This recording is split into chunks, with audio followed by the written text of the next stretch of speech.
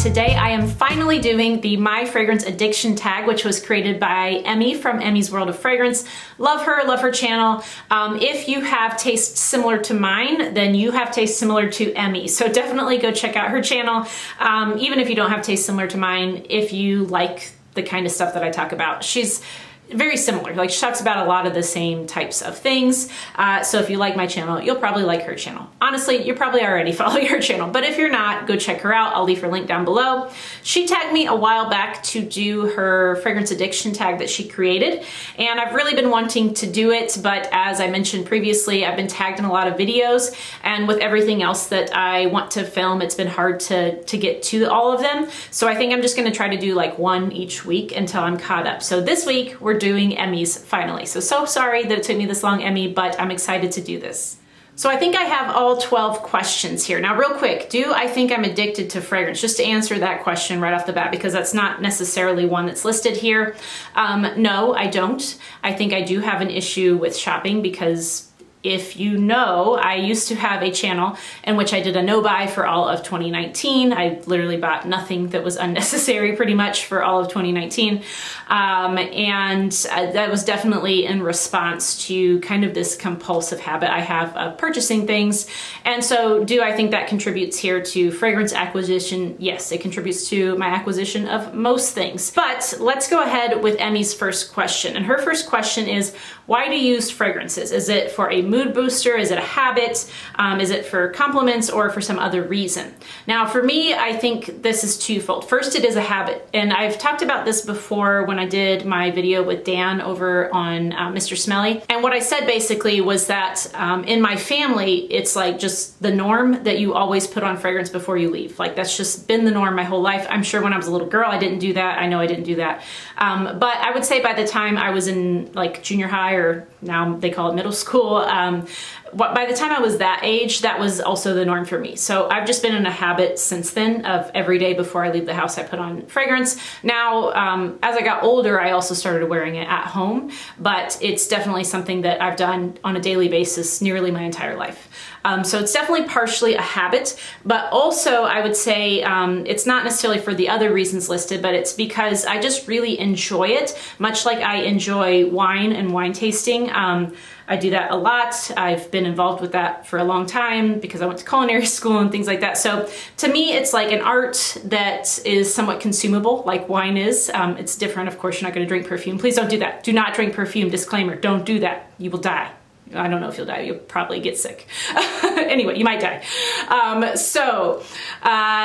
think it's a combination of both. It's like an appreciation for the beauty, the art. I just love smelling things that smell good, of course. But also it's also a habit. So it's a little bit of both. The second question is, how much and where do you spray? Now, that's kind of a personal question, but I'll go ahead and answer it.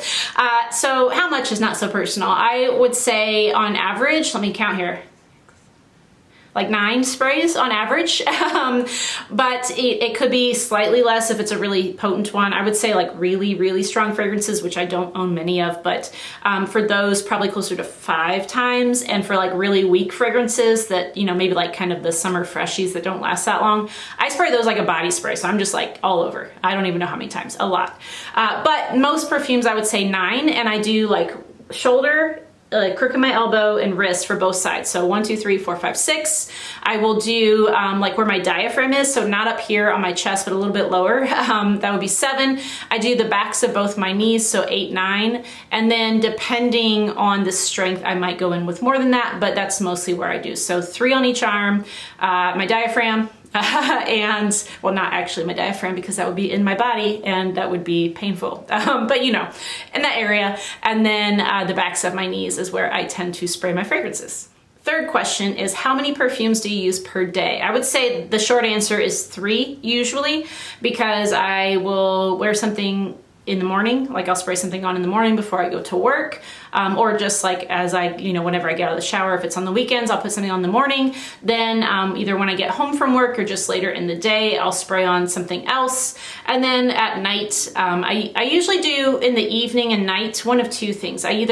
Especially at nighttime, I either wear one of my sort of bedtime fragrances that I often wear, like Fève Délicieuse or Nirvana Amethyst or something like that, or I will wear samples to bed and kind of smell those as I'm falling asleep and kind of get some ideas about it. But most of the time I would say I tend to wear samples either during the day, like in the morning I'll put them on, or especially after I get home from work if it's something that I'm a little iffy about and I'm not sure I want to wear it around others. So it just depends. But yes, in general, I would say almost every day I wear 3 fragrances.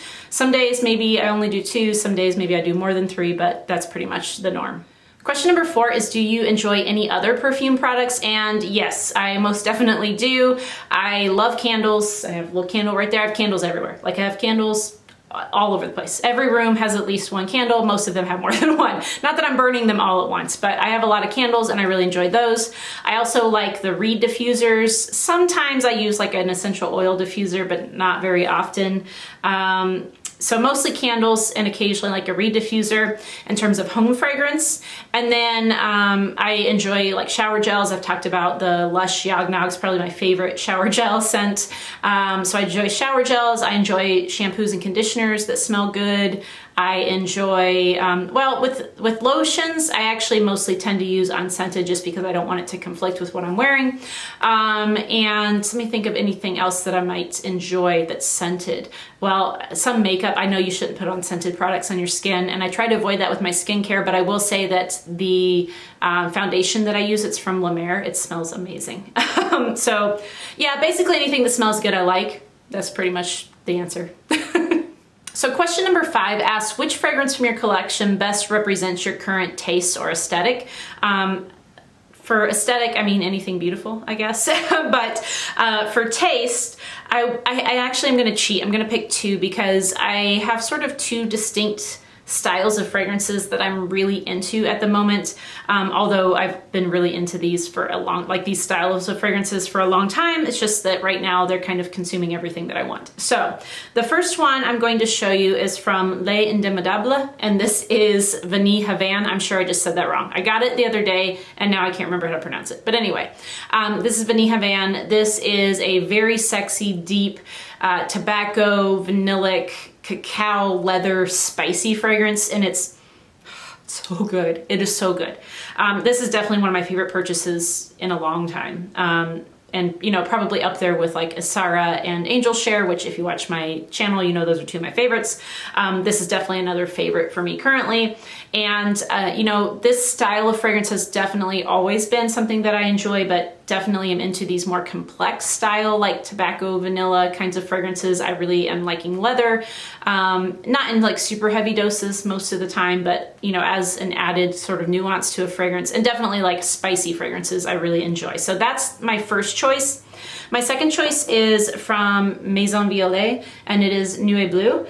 This one is like this beautiful musky iris fragrance, and like I said, I've always been into iris fragrances, but I'm really into them lately, which maybe you've noticed if you watched my recent haul video.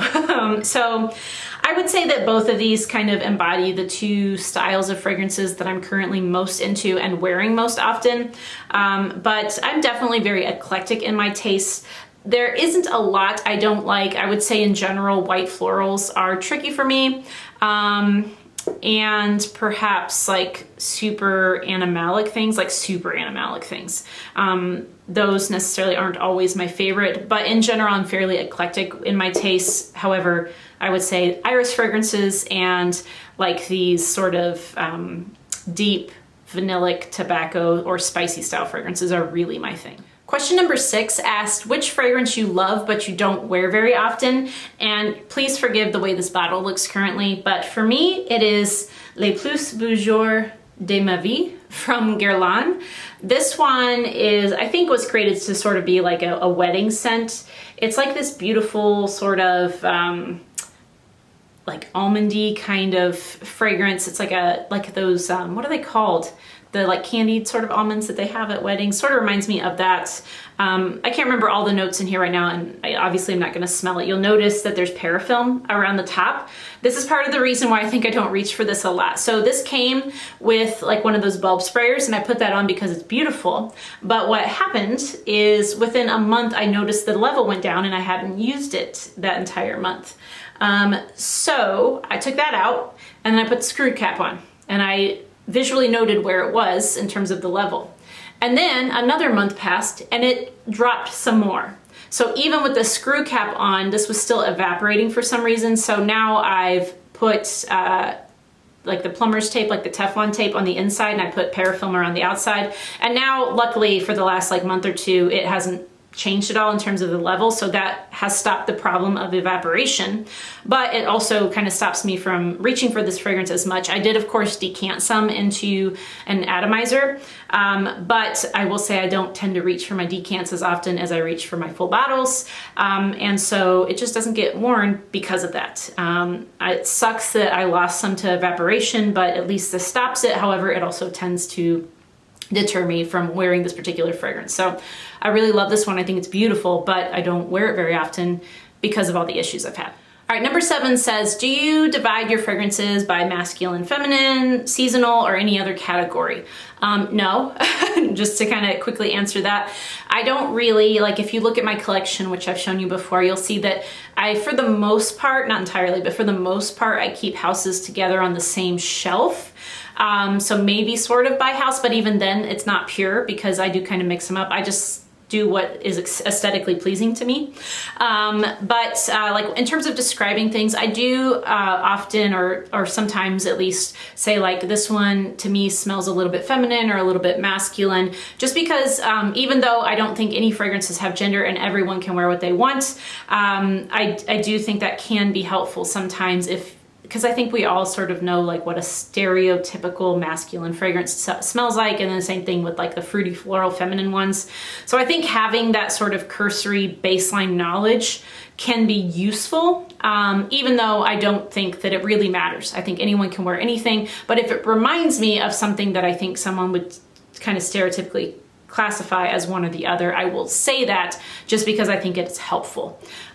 So yeah, I don't really divide my fragrances in any way. In terms of how I organize them, I do it based on what I think is visually appealing, and in terms of describing them, I guess I sometimes say like this is more of a summer fragrance or a spring one, things like that, or I mention masculine or feminine, but honestly, I wear whatever I want, whenever I want, and I don't care if it's a summer one in the winter or a winter one in the summer. Unless it's too cloying, of course, and I don't care who it's marketed to. Question number 8 asks, how do you typically purchase fragrances? Do you sample? Do you read or watch reviews? Do you blind buy? I would say I do all of those. Definitely, to some extent. I definitely blind buy way too much. I shouldn't do that as much as I do. I've gotten better about it over the last couple of months, but I need to get even better. I really want to cut that down to almost no blind buying. I know it probably will still happen occasionally, but for the most part, want to eliminate that as much as possible, because a lot of times it ends up being that it's something that either I don't like or it's only just a like, and I have too many fragrances to own anything that's just a like, honestly, at this point. So yeah, that's one part of it. I also do sample a lot, and like I said, I've gotten a lot better at that. So I will purchase discovery sets from different like fragrance houses, either directly from their website or maybe from another store that I can buy them at. I will also just order individual samples from different places. Some of my favorite places to order samples from are Crystal Fragrance, Indigo Perfumery, that's out of Ohio, so that's close to me, sort of. There's also, it's a olfactif.com, I think is what it's called. There is, I think it's Tiger Lily is one. Of course, Lucky Scent, but I hate their samples, so I'm not going to say that that's a favorite. I mostly just buy discovery sets from them. And then Oswald NYC does good samples as well, and it's probably another one. Anyway, so those are good places to buy samples if you're curious, and those are places that I do purchase a lot of samples for niche and indie fragrances, or I purchase directly from the house or the company. And then I do, of course, like to watch reviews. I really enjoy watching other YouTubers talk about different fragrances, so that's definitely part of it, and that will sometimes spur me on to buy something or help me to not buy something. And I also do read a lot of reviews, either on like, was it Saffraban is a good blog for that. You can go on Fragrantica, of course, and see what people think, or Perfume. And otherwise, I don't really sample in store much, but occasionally I will get samples from Saks Fifth Avenue or from Sephora. I don't know that Sephora, Saks definitely is doing it currently. I don't know if Sephora is still currently making samples or not because of everything going on, but those places, they will actually make you little samples or give you one if they already have one pre-made to take home with you. At least at most of the counters in Saks anyway, which I find really helpful because it's easier to tell if you want to buy something by being able to wear it a few times and actually test the longevity and how it changes and whatnot. Jesus, this was long-winded, sorry. That is how I purchase fragrances. Number 9 is a question that I've answered at least a couple times on this channel before. It's a fragrance that I did not love at first that I really had to kind of grow to love, and this is like the fragrance. You've probably heard me talk about it before if you watch my channel. It's Lush Rentless. I think this fragrance is a delicious, cozy fragrance now, but the opening, especially when I didn't spray it on skin, was awful to me. So yeah, definitely spray Lush fragrances on skin if you're serious about testing them, because I don't think for, not all, but for many of them, you actually get a true representation of the fragrance when you just spray it on, paper or whatever. Also give it some time. This still, I don't love the opening, but once it's on my skin for a little while, maybe a half hour to an hour, amazing. So that's definitely the fragrance, like the epitome of the fragrances that I did not love at first. I hated it, and now I adore it because I know that it needs time. Question number 10 is a really interesting one. It's, what do you do, or how do you deal with fragrance disappointments or fails? Now, I do know a lot of people in the United States will return things because that's an option we have. Most countries don't have that option, but we do. For me, I would only return something if it's like actually broken, like something's wrong with it. Maybe it's leaking or the bottle broke, whatever. So only if something's wrong with it, or if I was sent the wrong thing, which of course, right? Those are the only 2 reasons I would ever return something. And the reason why I say that, even though I could return to a lot of stores that I purchased from, the reason why I don't is because I know what happens to those is, they can't resell them. So they get basically what they call them, like damaged out. They get rid of them. And that breaks my heart. It's a waste of materials, and it's not good for the environment. So for me, I don't return things because I just can't. That's too much guilt for me. I am not about that. I don't want things to go to waste. So what I do is I sell them. I either give them away if it's like, something that I don't feel like is worth the effort of selling, or maybe like I know somebody who wanted it, so I'll just give it to them, like a friend or something like that. But for the most part, I just resell them. And I mostly sell in Facebook groups, and there are several that I will sell in. I can list some down below if I remember to, in case you're interested. And then also I've recently been selling on Mercari, which I can also link that down below in case you're curious. But yeah, so I pretty much just resell if it's a disappointment or a fail, because I don't want things to go to waste. All right, just 2 questions left. And number 11 is, what's a fragrance that's on your wish list that you cannot purchase and why? Honestly, I don't really have a great answer here. I feel like most of the things that honestly, my wish list isn't that big right now, to be fair, but most of the things that I would be interested or want to buy, I can get, even if they're discontinued. I feel like I can find them. But maybe like what's it called? Like the alien liqueur one. It's like the boozy alien, that flanker, I guess I never really see anywhere. So maybe that. Maybe like some vintage stuff. I'm just not good at figuring out how to buy that stuff. So maybe that's it. It's just that I need the skills, or I need some tips about how to purchase some vintage things, like especially some vintage guirlands that I would be interested in, like maybe a vintage Shalimar or something like that, because I like the current version, so I'd be curious to compare it to an older one. But yeah, I don't really have a great answer other than some vintage stuff, or maybe a flanker of alien that's hard to find. So that's it. All right, and finally, the last question is, how much of your collection is niche, designer, and celebrity? I will say, let's start with celebrity. I don't have very many fragrances that are celebrity, so I would guess that the percent of my collection that is celebrity is about 2%. probably. It's probably around 2%. In terms of designer, that's a bigger chunk, but still not the biggest. Now, it depends on how you classify designer. Let's just say that like the luxury designer, like the, you know, high-end Tom Fords and high-end Dior's and Gucci's and things like that all count as designer, which I mean, technically they are. So if we put those in that category, I would say that my designer is probably 40-ish% or less, could be less. And if you do count like the high-end Tom Fords as niche, then definitely less, but let's say 30 to 40%. And then the other, what would that be, like 56-ish%, no, 58-ish%, geez. The other 58-ish% would be my niche and indie kind of stuff. So mostly niche and indie, definitely that's the majority, but I do have a pretty large collection of designer and then very, very few celebrity fragrances. All right, so those are my answers to the My Fragrance Addiction tag. Thank you so much again to Emmy for creating this and for tagging me. I thought it was really fun. Also, if you haven't done this, then I tag you. I know a lot of people have already, but if you haven't, I tag you to do this because I would like to see other people's answers. And if you don't have a channel, I would love to know your answers to some of these down below. In particular, I think that the one about like picking a fragrance that best embodies your current tastes, I think that one's really interesting. So I would love to know which fragrance or fragrances best embody your current taste, so leave that down below. And then also any other ones, but that one just was particularly interesting to me. If you like this video, please give it a thumbs up and consider subscribing if you haven't already. Also, don't forget to subscribe to Emmy if you don't already. And thank you all so much for watching, and I'll see you next time. Bye!